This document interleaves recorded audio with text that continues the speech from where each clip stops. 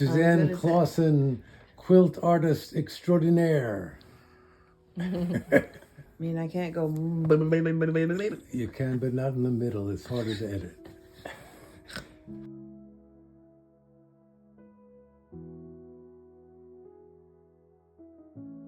My name is Susanne Clawson. I'm a quilt artist, and I've been making quilts for, I don't know, over 20 years. I was born in Delano, California, which is a small town in the Central Valley of California, not far from Bakersfield. I grew up in a town called Wasco, a small farming community, and we lived on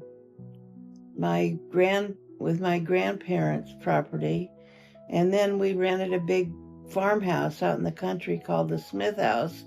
When I was about 14, my father had previously bought some property over on the coast in a little town called Carpinteria, California, which is not far from Santa Barbara. And he went over and built a house for us to live in there. That whole summer, we camped out in a trailer, this tiny little ratty trailer, until the house was finished. We lived on a farm, and my sister and I were expected to work when we weren't in school. So we were out there chopping weeds out of the potato fields and the cotton fields. Gideon.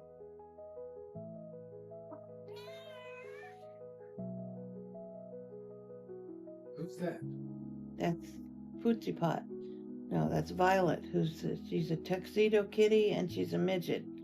Her brother is a big fat lump, so they don't look anything alike.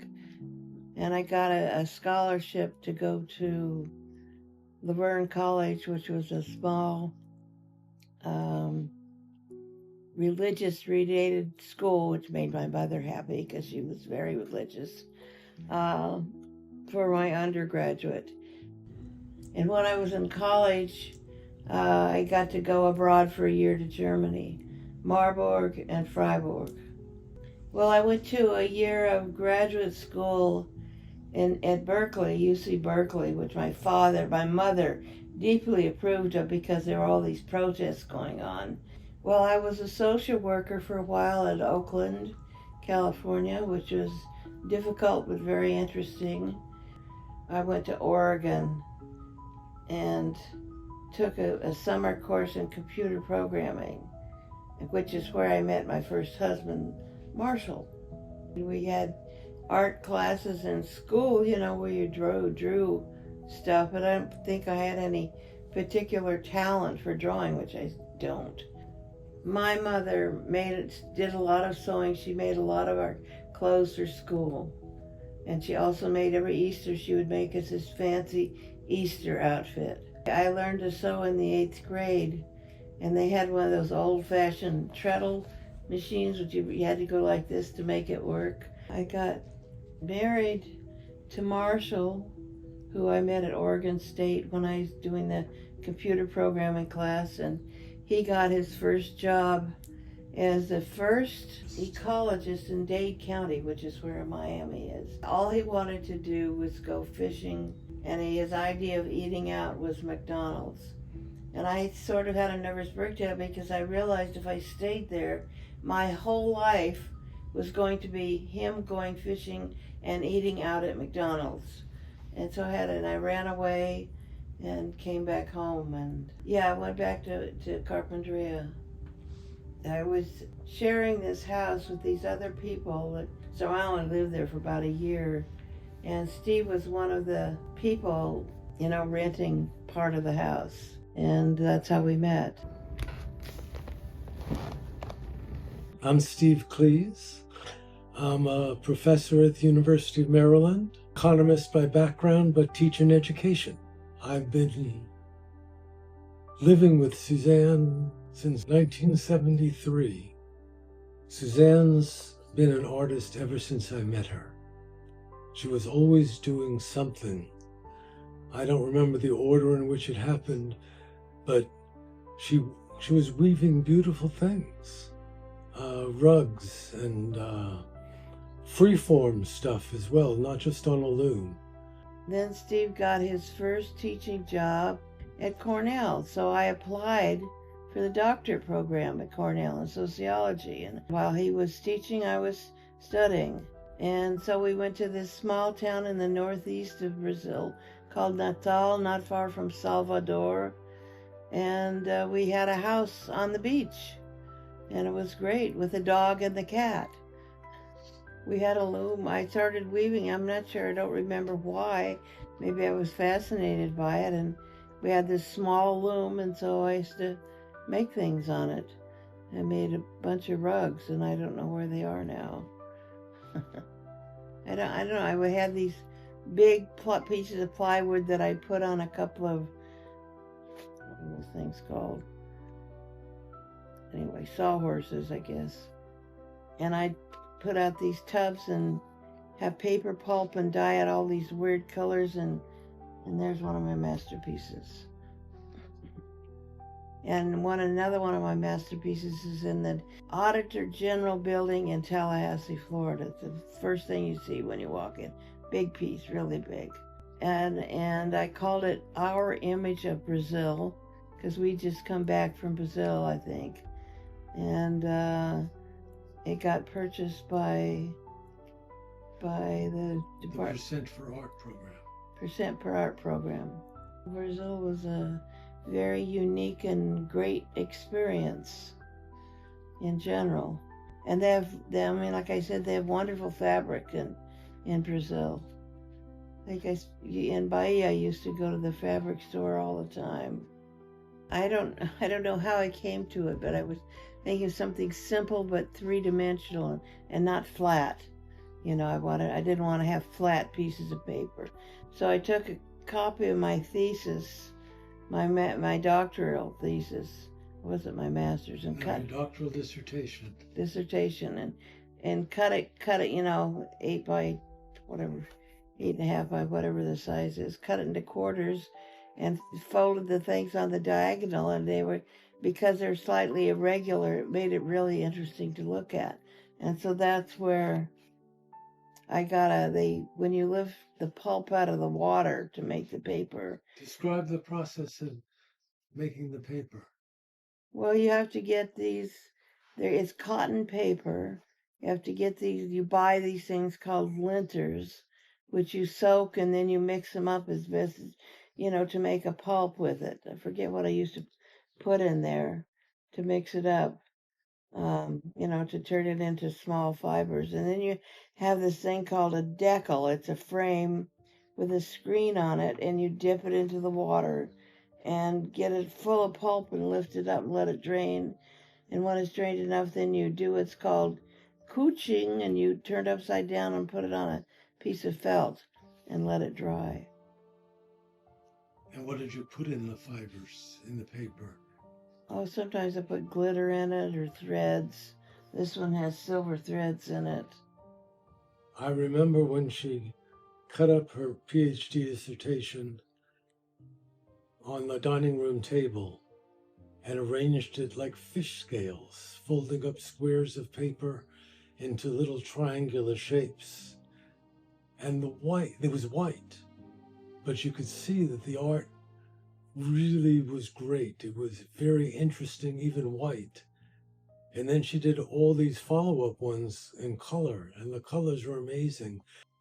So one of my first big projects was this handmade paper piece called Stegosaurus that I folded small sheets of paper on the diagonal and arranged them in an interesting pattern. Oh, well, it's just handmade paper that I folded on the diagonal and made this big, huge, I think it's 8 by 6 feet thing that I mounted on silk on a big canvas frame and a silk background. I glued the pieces of the silk and then got it covered with a nice plexiglass box to protect it, like that thing over there. I sold Stegosaurus to IBM in Gaithersburg, Maryland for $3,000. I'd get little pieces of the colored paper pulp on the deck, and I didn't think it should stay there. So I bought this kind of interesting thickish art paper and painted the pieces, cut them into strips and curled them around a knitting needle to give them the curl, and then made that piece. And it seems like I have more than one of those. And this piece over here on the wall is onion skin typing paper, which takes the dye. I had these special crayons that were water resistant. So when you paint over the watercolors over it, it leaves this really interesting mark. Interesting design anyway. So craft shows in Florida, and I must have done that for about 6 months or something, where you pack up, you have to rent this van, and you pack up all this artwork and then schlep it down there and have to erect this tent and then because you don't want it to get rained on, and hang up your art. What I think I only sold one piece there. Going to art shows was this huge hassle.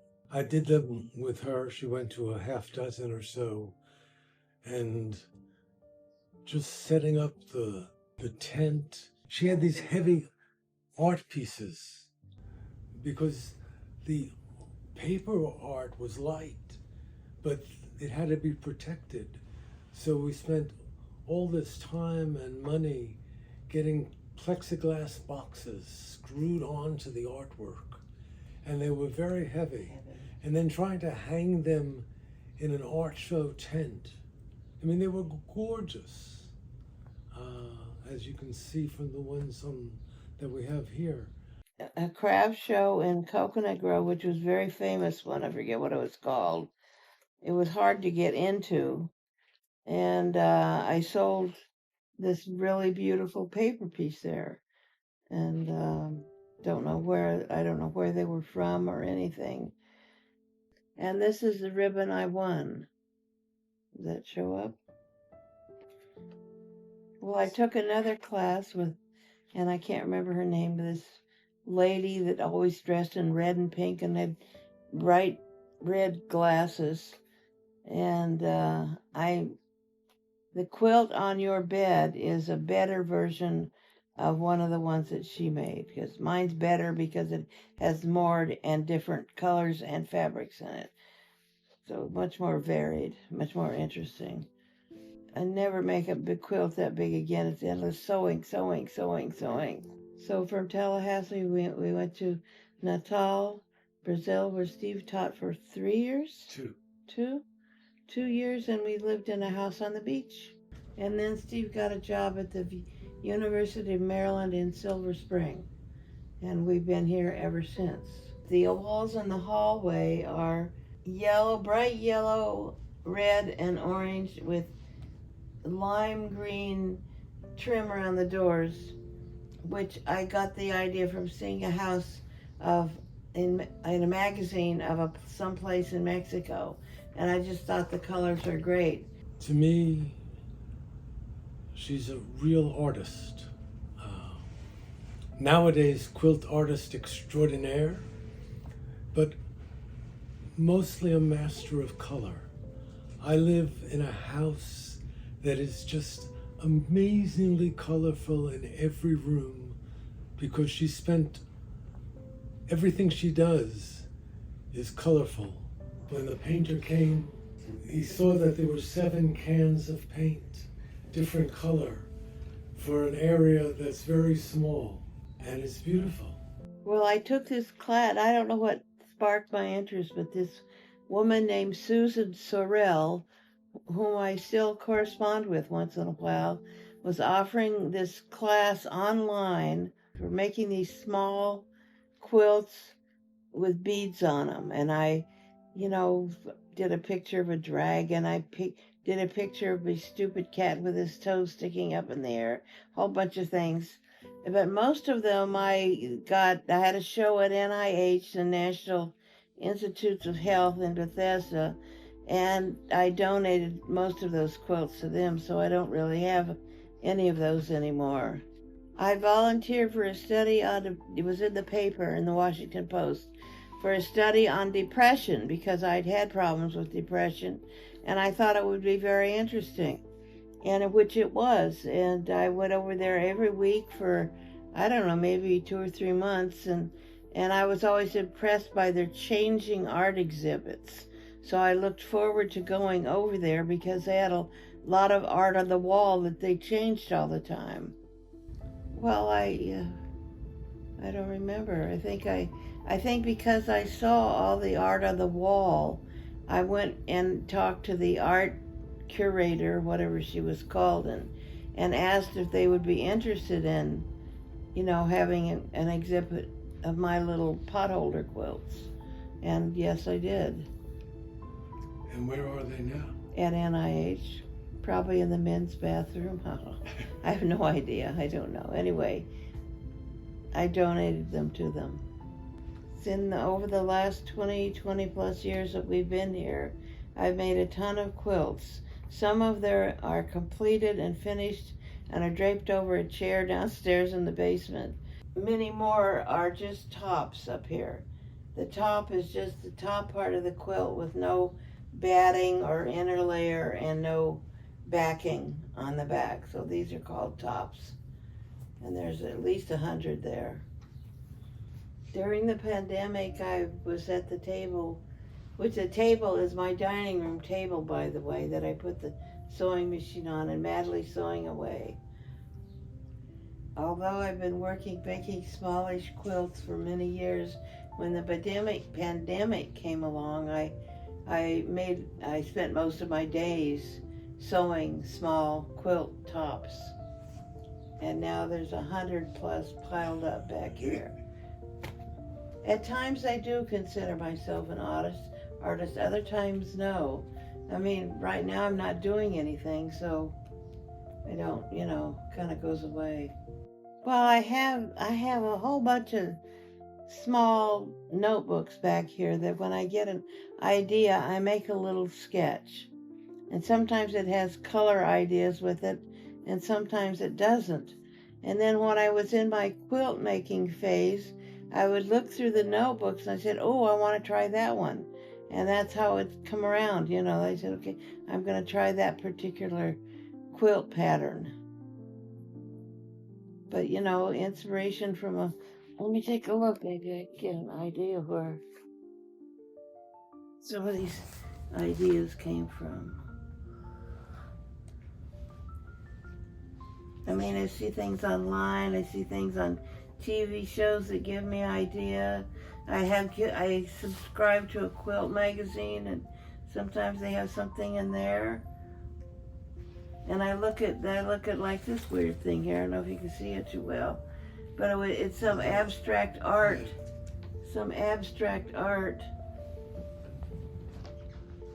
Back.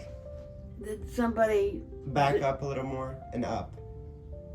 Made, and I thought it was just cool. I liked the design, so maybe one of these days I'll make something like that. I even often write down the names of the artists so I can go back and look up their websites and see if they've come up with something new. But sometimes I'll see something on a TV show and I said, ooh, that gives me an idea. I hate to think what all this is worth, and fabric prices have gone way up. When I was started out, it's like maybe $5 or $6 a yard. Now it's like 12 and up a yard of fabric. It gets expensive. I will usually buy, if I have the option, a quarter of a yard or a half a yard. Fabric, because I'm always using smaller pieces. I don't make quilts that are all one thing. Some people do. They pick out a thing like a big bandana and make a quilt out of it, But I don't do that. My pieces are all it's called piecework. They're all pieced together, the various blocks.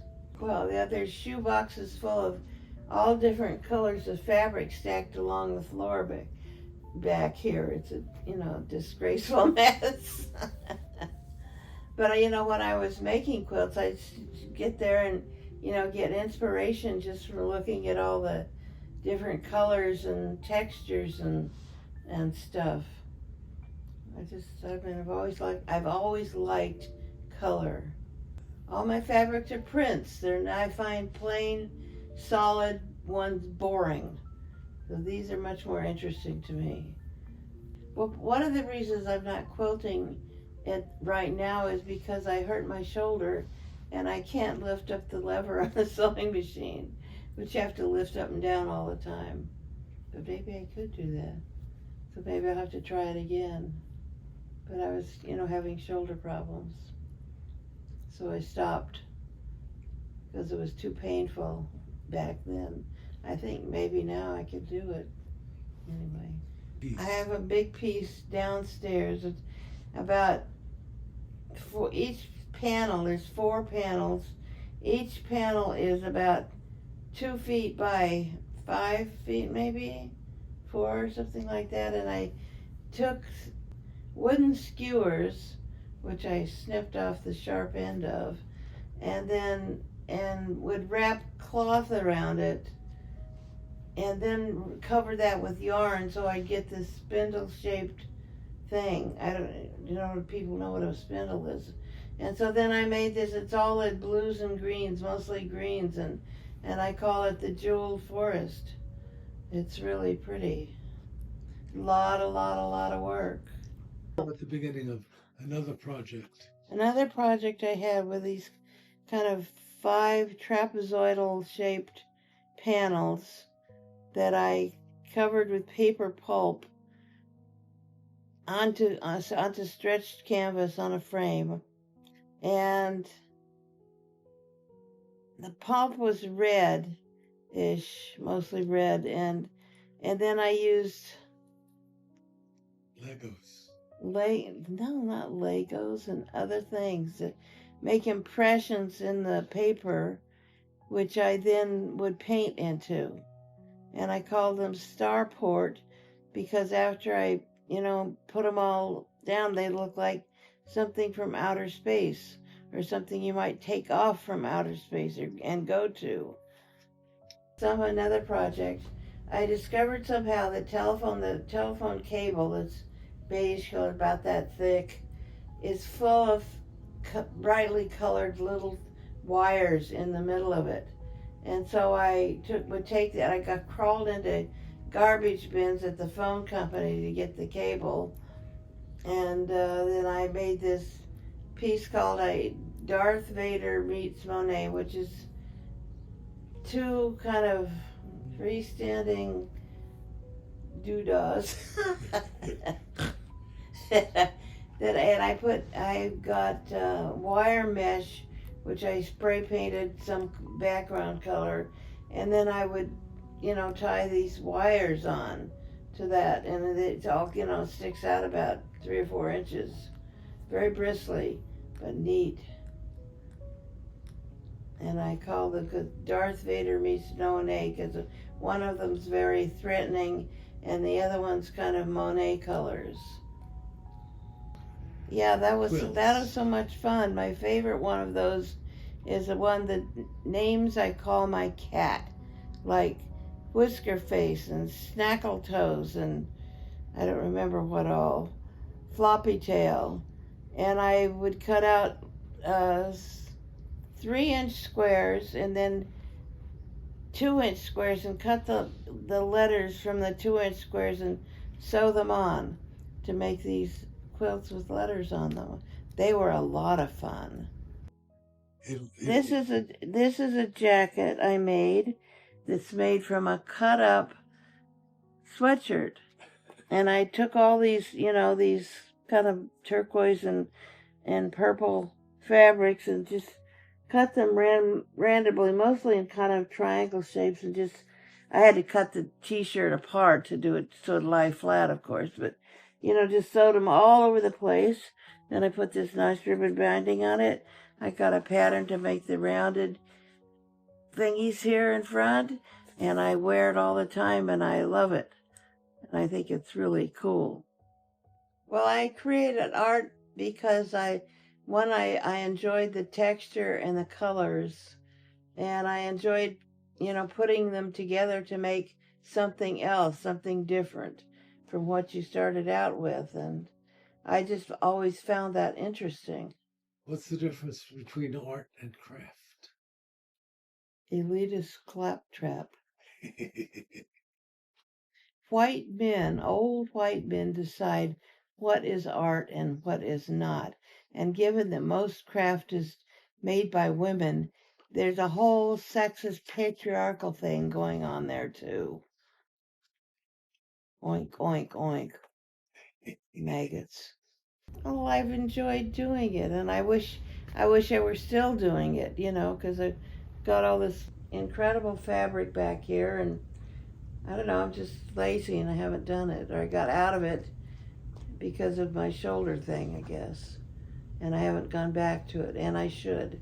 I wish my quilts were widely known, get published in magazines all the time, get purchased and hang on people's walls so they can look at them and enjoy them. I wish that people would recognize these wonderful and fun visions I had for all these little projects that I've made.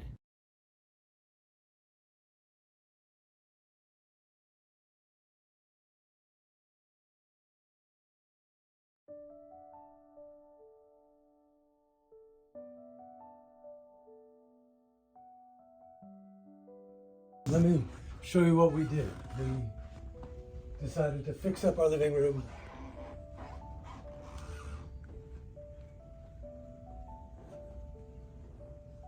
These are almost all tops, I think, except for one or two. All of these were made during the pandemic. Susanne just quilted up a storm, except for the bedspread. The bedspread is that big one she talked about. That this was going to be a project where the title was going to be something like how art took over my life and my home. And it did, especially during the pandemic. Suzanne doesn't remember anymore, but she was quilting morning till night. Just the whole time. You could hardly take her away to eat. And she never finished quilts, she just did the tops. But the tops are gorgeous.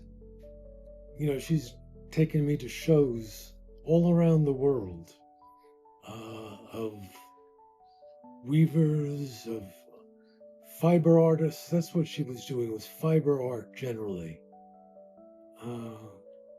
And her stuff was always as good, always as interesting. I really think, it belongs in museums, not in our basement. It's a shame that we haven't really been able to sell. We set up a website, but there's lots of websites, and getting it to rise to people's attention was beyond us. We tried Etsy at one point, but it was very, very hard to do. Suzanne used to take a portfolio with pictures of her pieces around to hotels, interior designers, trying to get commissions. It was not possible. It was very discouraging. Yeah, it was very discouraging. I feel very lucky that I live in a house with such color everywhere. But at the pandemic, it was extreme. I had to get her to stop and go to sleep. But it took over our house. I mean, we're going to take a picture in the basement and look at the quilts. But our basement is full of boxes of former art projects. Tons of yarn, paper pieces. Art has been her life. And I don't know the difference between art and craft, and I liked very much what Suzanne said about it. She really is an artiste extraordinaire. Well, living with Suzanne has made art a part of my life in many ways. I appreciate museums more. I appreciate fiber art more. I really like fiber. I was so impressed with Olga de Amaral and some of the other artists that Susanne introduced me to. I always wanted Susanne to do big stuff. She wanted to do big stuff, but you needed a big studio to do it. I'm still impressed that we've got a nice picture of her in front of the paper piece at the Auditor General building. That was a percent for art that she won. And we got a commission of $10,000 for that. That was super impressive. Brazil. We're sitting on the Yeah, chair. I worked very hard on all of them, and which I enjoyed doing. But most of them are sitting, I haven't hardly sold anything, and the tops are piled up back here, and the whole bunch of finished ones piled over a chair downstairs in the basement. And there's a bunch hanging up around the house, aren't there? And why haven't you sold? I don't think I'm a very good salesman. I mean, I had a website and nothing ever happened with it. So I would love to be a famous quilt artist and have my pieces snatched up by buyers and museums from all over the place.